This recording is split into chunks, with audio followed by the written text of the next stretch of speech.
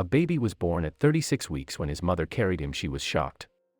My heart is broken, Mum, 27, shares face-down photo of her stillborn son and urges other women to get the simple medical exam that could have saved his life. A 27-year-old mother has spoken of her struggle after the birth of her 36-week-old baby, knowing he would be stillborn. Brooke Campbell, from Brisbane, nearly died after losing more than 1.7 liters of blood when she suffered massive bleeding in the early hours of August 28. But after being taken to the hospital, the young woman completely collapses when the obstetrician discovers that baby Darcy is no longer being beaten. Young mum Brooke Campbell, of Brisbane, shared a heartbreaking photo of herself cuddling her stillborn son Darcy at the hospital on August 28. The mother, pictured with husband Elliot, 34, and their 2-year-old son Noah, held Darcy before his tragic death at 36 weeks. What is placental abruption? Placental abruption means the placenta has separated from the uterine wall, either partially or completely. This can cause bleeding in the mother and may interfere with the baby's supply of oxygen and nutrients. The cause is unknown in most cases, but risk factors may include maternal hypertension, abdominal trauma, and substance abuse. Without prompt medical treatment, severe placental abruption can have serious consequences for the mother and her unborn baby, including death. I looked at the ultrasound screen and saw Darcy's body hanging inside of me, Campbell told Daily Mail Australia. There are no words but painful and a vivid image in my mind that I will never forget. It's too late to do anything because he's already gone. The cause of her unborn son's death was placental abruption, which occurs when the placenta separates from the uterus. The placenta has just ruptured from the uterine wall, causing Darcy to go into cardiac arrest. Died from lack of oxygen. I was in complete shock and couldn't believe it. But I knew while waiting for the ambulance at home how much blood and clots I was missing and that I couldn't feel it. Something was very wrong. The infant was born dead, leaving his parents and 2-year-old brother a few moments to form memories of him in candid photos. A distraught mother was taken to the maternity ward where she had to deliver her baby, knowing he would be stillborn. She totally broke down after the obstetrician found that baby Darcy wasn't hitting. Husband Elliot, right, fell to the ground crying hysterically after Brooke shared the devastating news. Her husband Elliot, 34, was taking their bags from the ambulance when she told him the tragic news.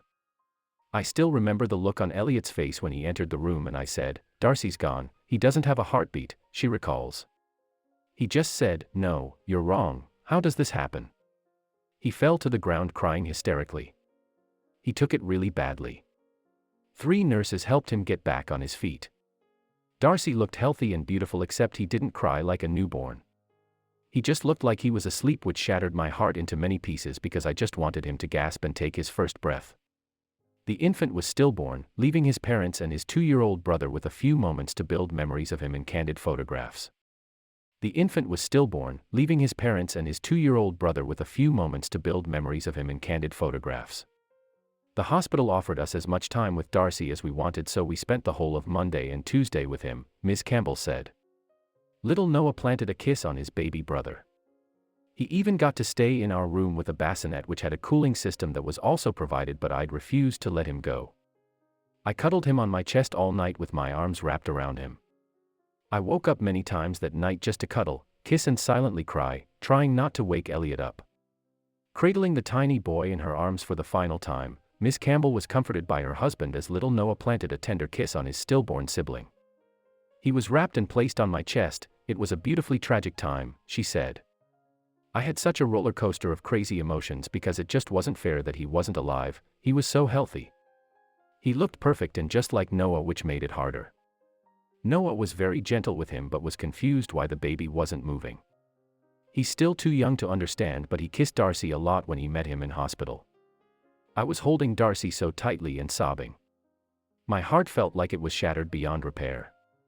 Ms. Campbell said she wanted to raise awareness about the dangers and the possibility that people, including pregnant women and men, could be carrying the genes without knowing. The 27-year-old mother showing off her glowing baby bump weeks before the tragic news. Little Noah, aged 2, was bracing for the arrival of his younger brother Darcy. Ms. Campbell held a baby shower before she discovered her baby no longer had a heartbeat. Her blood test found Ms. Campbell had a rare clotting, genetic disorder called factor V Leiden, which affects 1 in 20 to 25 people. If this test was to become mandatory during pregnancy for all women, then I would not have lost my healthy, beautiful son, she said. The test informs you if you have factor V Leiden, and then you can have injections throughout pregnancy to prevent suffering a placental abruption. The family spent 2 days building memories with their son Darcy. Women just need to have the option there to get tested for this disorder, otherwise they may hold the gene and be risking the life of their unborn baby, themselves and future grandchildren. After finding the strength to tell her story, Ms. Campbell said she wanted to raise awareness about the dangers and the possibility that people, including pregnant women and men, could be carrying the genetic disorder without knowing. The pain and suffering we endured through the past 6 weeks are just horrendous, and no parent should ever have to bury their healthy child, she said. I don't want people to risk their own lives or the lives of their unborn children, so I just want to get the message across: this disorder does exist. It's common and no one even really knows about it until it's too late. We didn't even know what it was until we got the results back after Darcy had passed away. Ms. Campbell said she's grateful to have her son Noah by her side as he has helped her through. The family paid tribute to their son Darcy after he died at 36 weeks inside his mother's womb. Ms. Campbell said she wanted to raise awareness about the dangers and the possibility that people, including pregnant women and men, could be carrying the genes without knowing. For other women who have suffered a stillbirth, Ms. Campbell said, you don't have to be strong, but get the support you need. Talk to friends and family about your loss. Keeping it bottled up inside will just make it worse, she said. I didn't leave the house for a few weeks after because I was too much of an emotional wreck talking about what happened, so I waited until I thought I could. I would be totally put off if Darcy was our first child, but we are lucky to already have our son Noah to distract us and get us up each morning. I am keeping positive by telling myself, I will have another baby or two in the future and I will get my rainbow baby. I know Darcy would want me to be happy, and for me to grieve is to get pregnant again sooner rather than later. The family's photographer Natasha Thulser has vowed to double donations to little Darcy's legacy on the Bears of Hope campaign.